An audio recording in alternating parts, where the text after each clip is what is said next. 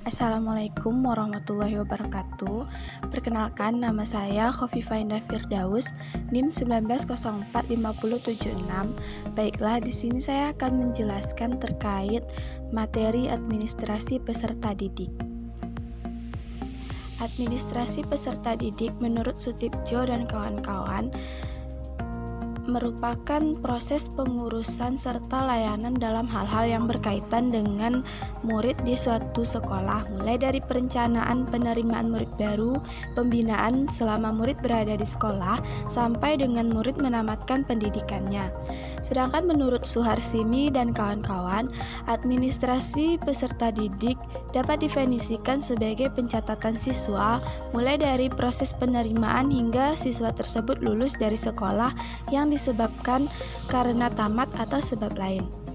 Kemudian menurut Asnawir, administrasi peserta didik merupakan bagian dari kegiatan administrasi yang dilaksanakan di sekolah, berupa usaha kerjasama yang dilakukan oleh para pendidik agar terlaksananya proses belajar mengajar yang relevan, efektif, efisien, guna tercapainya tujuan pendidikan yang diharapkan.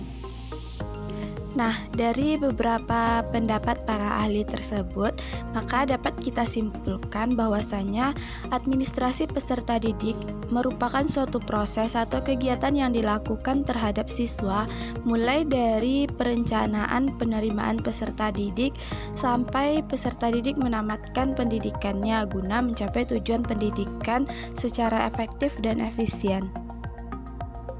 Selanjutnya, tujuan administrasi peserta didik. Secara umum, tujuan administrasi peserta didik adalah mengatur kegiatan-kegiatan siswa agar kegiatan-kegiatan tersebut menunjang proses belajar mengajar di sekolah. Dengan demikian, proses belajar mengajar di sekolah dapat berjalan lancar, tertib, dan teratur, sehingga dapat memberikan kontribusi bagi pencapaian tujuan sekolah dan tujuan pendidikan secara keseluruhan.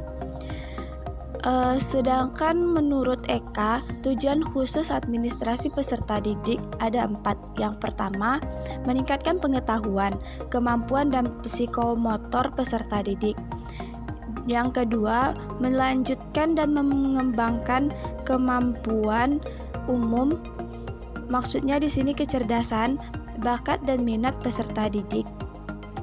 Yang ketiga, menyalurkan aspirasi, harapan, dan memenuhi kebutuhan peserta didik. Dan yang terakhir yaitu dengan terpenuhi hal-hal tersebut diharapkan peserta didik dapat mencapai kebahagiaan dan kesejahteraan hidup yang lebih lanjut, dapat belajar dengan baik dan tercapai cita-cita mereka. Submateri selanjutnya yaitu proses administrasi peserta didik. Pada proses administrasi peserta didik ini terdapat 3 tahapan kegiatan, yang mana yang pertama adalah kegiatan di awal tahun pelajaran. Di awal tahun pelajaran yang dilaksanakan setiap sekolah biasanya yaitu melaksanakan penerimaan murid baru.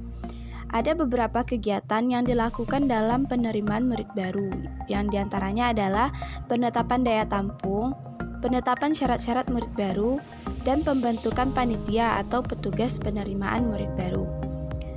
Sedangkan tahapan yang kedua yaitu selama tahun pelajaran. Ketika kegiatan atau langkah lebih lanjut setelah murid diterima di sekolah adalah membina murid tersebut sehingga berkembang kemampuannya secara maksimal sesuai dengan tujuan sekolah. Pembinaan murid dilakukan agar murid mengenal lingkungan tempat belajar mereka dan dapat menyesuaikan diri dengan tuntunan sekolah. Ada beberapa hal yang dilakukan dalam pembinaan murid ini. Yang pertama, orientasi untuk murid baru. Orientasi siswa baru mencakup kegiatan pada hari-hari pertama sekolah, masa orientasi siswa atau MOS, pendekatan dan teknik-teknik yang digunakan. Kemudian kegiatan yang kedua yaitu peraturan kehadiran murid. Yang ketiga, promosi dan mutasi murid. Yang keempat, tata tertib sekolah. Dan yang kelima, ganjaran dan hukuman. Kemudian tahapan yang ketiga yaitu akhir tahun pelajaran. Kegiatan pada akhir tahun pelajaran ini biasanya pelaksanaan ujian nasional dan ujian akhir semester. Administrasi yang dilakukan berhubungan dengan kegiatan tersebut diantaranya adalah pelaksanaan ujian nasional dan kenaikan kelas.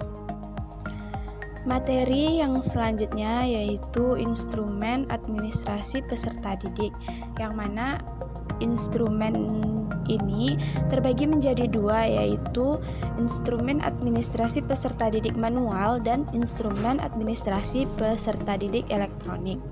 Untuk mempermudah dan memperlancar jalannya administrasi ke peserta didik, maka perlu ditunjang dengan berbagai instrumen atau alat kelengkapan yang diperlukan. Instrumen yang dimaksud antara lain berupa buku-buku, format yang digunakan untuk merekam semua data dan informasi yang berkenaan dengan siswa. Adapun instrumen-instrumen lain yaitu diantaranya adalah buku induk, buku klaper, buku keadaan siswa, daftar hadir siswa, dan file penyimpanan berkas siswa. Peran guru dalam administrasi peserta didik. Menurut Afriansyah, dalam administrasi peserta didik, peranan guru diantara lain yaitu guru dapat dilibatkan dalam penerimaan murid baru dengan menunjuk mereka sebagai panitia penerimaan yang dapat melaksanakan tugas-tugas teknis mulai dari pencatatan penerimaan sampai dengan pelaporan pelaksanaan tugas. Yang kedua, peranan yang besar dalam masa orientasi dipegang oleh guru kelas 1 di samping kepala sekolah. Tugas guru adalah membuat murid dapat lebih cepat beradaptasi dengan lingkungan sekolah.